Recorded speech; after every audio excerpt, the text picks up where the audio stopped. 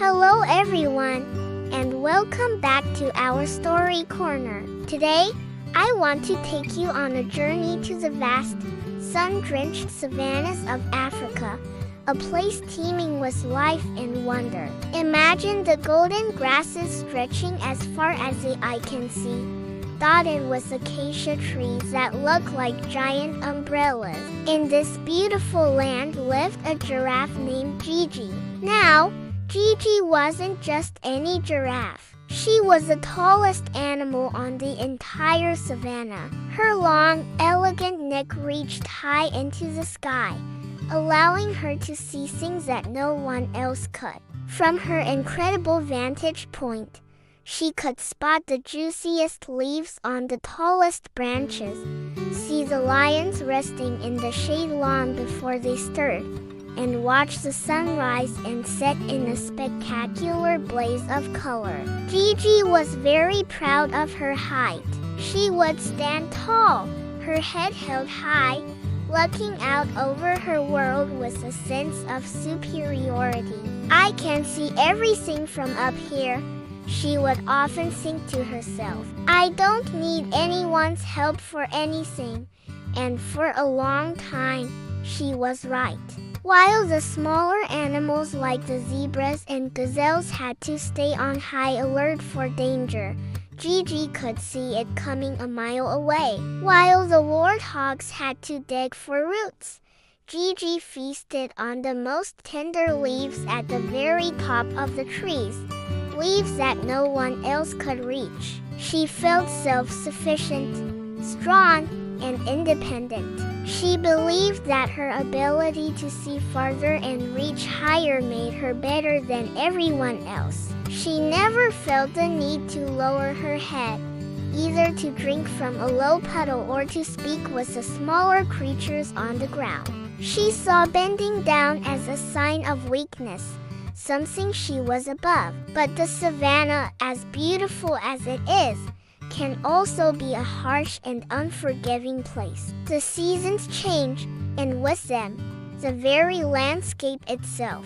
One year, the rainy season was disappointingly short. The life-giving showers that usually drenched the earth were just a brief sprinkle. Soon after, a long, relentless dry season began. The sun beat down with a fiery intensity day after day. The once lush green grasses turned to a brittle, dusty yellow. The vibrant flowers wilted and vanished. The smaller streams and ponds that dotted the landscape dried up completely, leaving behind nothing but cracked, barren earth. The air grew thick with dust, and a heavy silence fell over the plains as the animals conserved their energy. Water, the source of all life, became incredibly scarce. The animals grew thirsty and weak. The mighty elephants used their tusks to dig for underground water, but it was a difficult and exhausting task. The zebras and wildebeest had to travel for days on end, searching for any remaining source of water. The smaller animals, like the meerkats and mongooses, struggled the most. The one place that still held water was an old, deep water hole, nestled in the rocky basin. But the water level had dropped so low that it was now far below the edge of the basin. The animals would gather around it, their eyes filled with desperation. But reaching the precious liquid was nearly impossible for most of them. Gigi, from her great height, watched all of this unfold. At first, she wasn't too worried. She could still find moisture in the high leaves of certain trees, and her long legs could carry her far distances without much effort. She continued to stand tall, looking down on the struggling animals with a sense of pity, but also a sense of detachment. She still believed she didn't need anyone or anything. But as the days turned into weeks, even the leaves on the highest branches began to wither and dry out.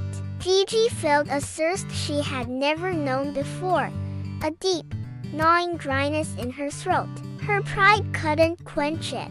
Her height couldn't magic up any water. For the first time in her life, Gigi felt a pang of fear. She was just as vulnerable as everyone else. Her search for water eventually led her to the same deep water hole where all the other animals were gathered. She stood at the edge, looking down at the shimmering surface of the water, so close yet so impossibly far. The other animals watched her, their expressions a mixture of hope and curiosity. Surely Gigi, with her incredible height, would have a solution. But Gigi knew the truth. The water was too low. The only way to reach it was to do the one thing she had always refused to do: bend down. She had to lower her long, elegant neck, fold her front legs, and make herself small and low to the ground. The thought filled her with shame.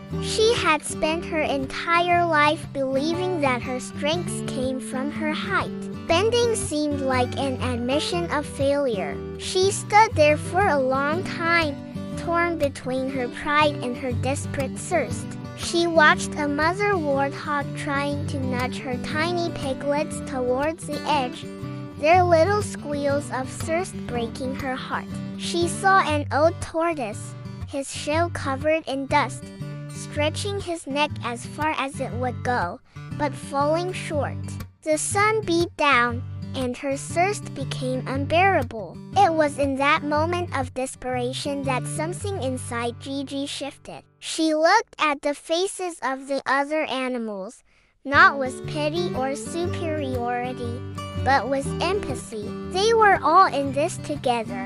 Her pride wasn't going to save her, and it certainly wasn't going to save them. With a deep breath that felt like she was letting go of a lifetime of stubbornness, Gigi took a tentative step forward. Slowly, awkwardly at first, she began to bend her front legs. It was an unfamiliar and uncomfortable feeling. She felt clumsy and exposed. Her long neck, which she usually held so rigidly, began to lower, inch by inch. The world looked different from down here. She was eye level with the zebras and antelopes. She could see the worry in their eyes up close. Finally, her knees touched the dusty ground. She stretched her neck down into the cool basin until her lips finally touched the life-saving water. She drank deeply, the cool liquid soothing her parched throat. It was the best water she had ever tasted. When she had quenched her thirst, she didn't immediately stand back up to her full, imposing height.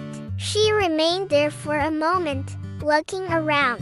The other animals were still watching her, but their expressions had changed. There was no judgment, no laughter at her awkward posture. Instead, there was gratitude and respect. A small gazelle fawn, emboldened by her action, carefully approached the water hole and drank beside her. Gigi realized something profound in that moment. Bending down hadn't made her weaker. It hadn't diminished her. In fact, it had connected her to everyone else. A new sense of purpose filled her. She stood up, but not with the old, stiff pride. She stood up as a leader, a helper. She turned to the smaller animals who were still struggling. "Don't be afraid," she said, her voice gentle and reassuring. "I can help you." Using her height in a new way, she acted as a guide. She could spot the safest, easiest paths down to the water's edge. She used her long neck to nudge aside loose rocks and create a clearer path for the tiny ones. She stood watch while they drank, her high vantage point now serving not just herself, but the entire community, warning them of any approaching danger. The animals, who had once been intimidated by her, now gathered around her, trusting her completely. As the sun began to set that evening, casting long shadows across the savannah, something magical happened. The animals didn't just scatter after drinking. They lingered by the water hole, with Gigi at the center of their circle. They started sharing stories. The monkeys chattered about their adventures in the treetops. The zebras talked about their long migrations, and even the shy meerkats shared tales of their intricate underground burrows. Gigi listened, fascinated. She had spent so much time looking down on these animals. She had never realized how interesting and wise they all were. She shared her own stories, too, of the world she saw from above, the patterns the herds made on the plains, the way the clouds raced across the sky. For the first time, she wasn't just observing the world. She was a part of it. There was laughter and friendship and a sense of community that the savannah hadn't felt in a very long time. In that shared moment, under the beautiful African sunset, Gigi learned the most important lesson of her life. True strength isn't about standing tall and alone. It's not about never needing help or never showing vulnerability. True strength is about compassion. It's about having the courage to bend when you need to, and the kindness to help others up. Bending down hadn't made her smaller. It had made her kinder, wiser, and in a way she never expected, so much stronger. It had opened up her heart. From that day forward, Gigi was no longer just the tallest giraffe on the savannah. She was its heart. The animals learned to work together, sharing resources, looking out for one another, and celebrating their differences. The savannah thrived, not just because the rains eventually returned, but because its inhabitants had learned to live in harmony. All thanks to a proud giraffe who learned the beautiful power of humility. Thank you so much for joining me for Gigi's story today.